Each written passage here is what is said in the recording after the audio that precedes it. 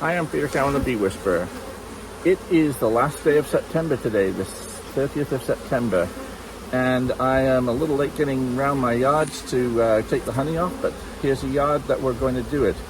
And in this yard, I have quite a few hives set up like this. Single nuke, one facing this way, one facing that way, a queen excluder, and then a deep brood chamber, a deep box, and another honey super on top. So these were independent brood chambers. I moved a bit of the brood in the spring. You'll see when I set these up, I took one or two of the frames of brood, put them upstairs, so they would just emerge like they would do going from a single brood chamber to a double brood chamber. But this has become a honey super, and that's a honey super.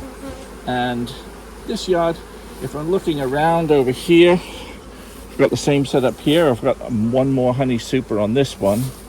That one there has a deep and two shallower supers. This one's got a deep and a shallow. That one there's got a deep, medium, and a medium. And the one in the corner there, it's got two mediums and a deep as well. So these double nukes, it's great. I mean, I'm typically, by the look of it, if these are pretty full, I've got over 100 pounds from each one of these.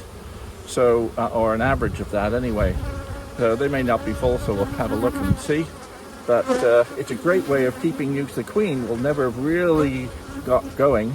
So she's going to be in great shape for next year. And I'll overwinter these as 5-frame nukes, probably on top of one of these hives. So for example, I'll probably put a double screen board on top of this hive and put these two nukes up above it, so you can get some of the heat from this hive over the winter, just to boost them along. Even so, rarely do I find that they've run out of honey over the winter. So let's have a quick look and see how things are looking, how much feeding they're going to require.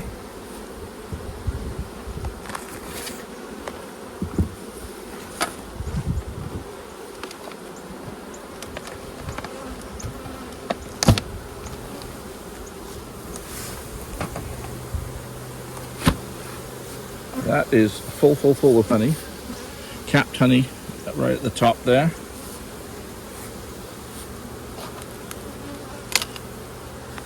So because we're on two nukes here, I'm not going to be able to put my escape board underneath here because it's not going to work right going down into these hives. So what I'm going to do is I'm going to put these boxes on top of other hives, like I've got it set up over here. So the bees are going to go through an escape board here. So I'm going to move this super over here. I've got an escape board here pointing downwards. So this is a relatively small single brood chamber hive. It's got 8-9 frames of bees already, but it wouldn't hurt having the odd extra one. So by putting my honey supers on here, they'll work their way through the escape board. The younger bees will stay behind and join this brood chamber. The older bees are going to fly back home anyway. So we're going to balance things out pretty well.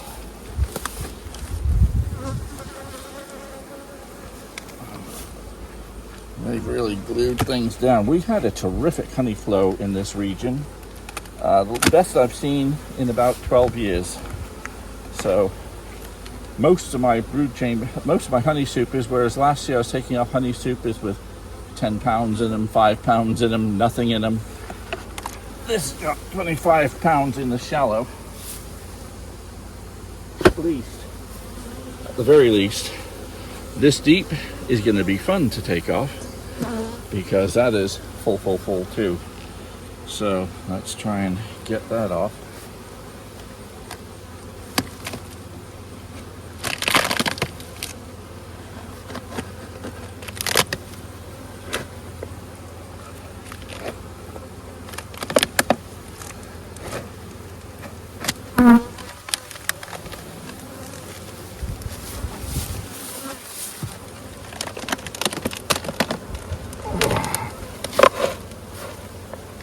Yep, that's full. I'd say that weighs a good 70 pounds.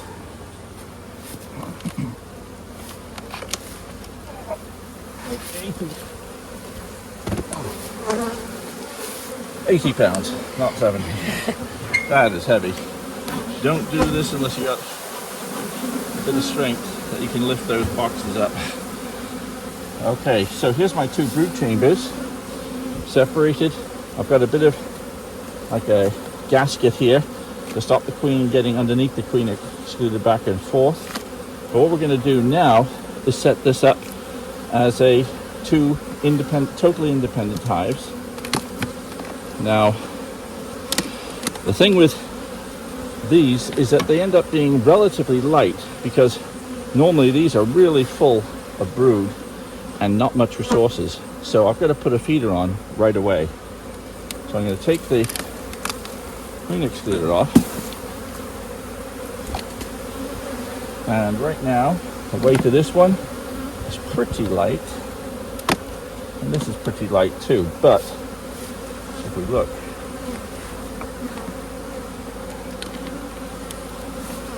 they have got some honey in here.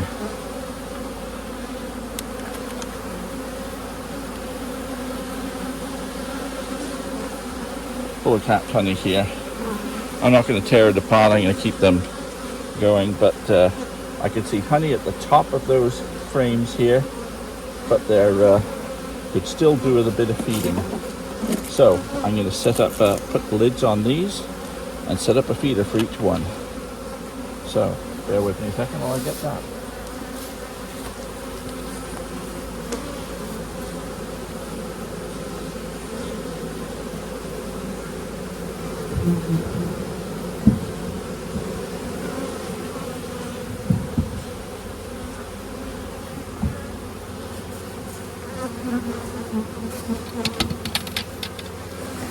These nucs.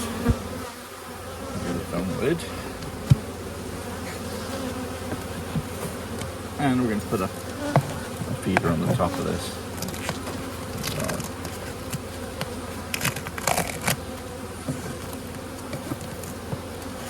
So I'm going to put a gallon feeder on these. We've still got about 2 to 3 weeks of feeding time. So these should be in great shape. Should be able to get 2 to 3 gallons of sugar syrup in here. Plus, we've still got a little bit of a flow from the asters and things. So usually, sometimes I don't even get these done till October. Well, it's only 1 day till October, but these will be in great shape. Get a feeder on each one. Each of those get filled up. Put a feeder on, we should be good. So now I've got to find a home for these boxes. I'm going to put them on top of this one, but as I've got the deep box on up top here, I'm going to find somewhere to put that one. I think I'm going to put it over here first. So we have gone through a number of the hives. The nucs are starting to get fed. Only managed to get through part of them because I don't have enough escape boards. But the escape boards have been put into here.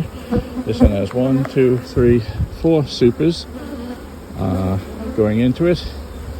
That single has 3 supers going into it. That one's got a deep and 2 mediums going into it. Another deep and 2 mediums. Every one of these supers is full to bursting, but 2 of them which is only half filled up, a few frames missed out. But the most extraordinary honey flow we've had in quite some time, so it's going to take me a while to extract it all. So I might be calling on a few friends to give a hand. Okay, so we'll be back here in a couple of days. It'll take on average about 2 days, maybe 3, roughly a day per super. But if it's nice weather, maybe only a couple of days for 3 or 4 supers to get the bees out of down through the bee escape. But I need to turn them over quickly, so even if I haven't got all the bees out, I need those escape boards put on other hives. It's going to take me a while. It seems that every one of them is full. So that's a good problem to have. I'm Peter Cameron, the Bee Whisperer. See you next time.